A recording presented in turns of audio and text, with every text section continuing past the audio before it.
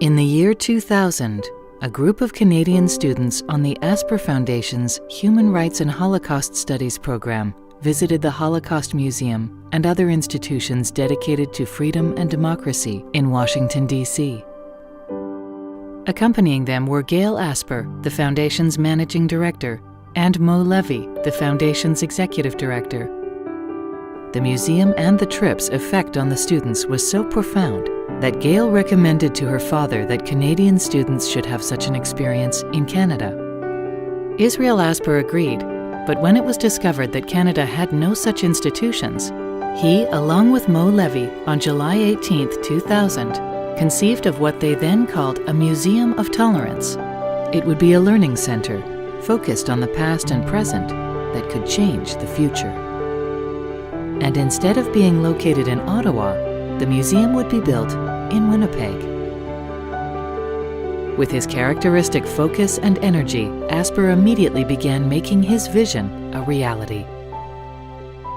At 11 o'clock that very evening, a Tuesday night, he called Mo Levy to say he'd found the perfect location for the museum at the historic area of Winnipeg known as the Forks, and that he wanted the land secured by Friday.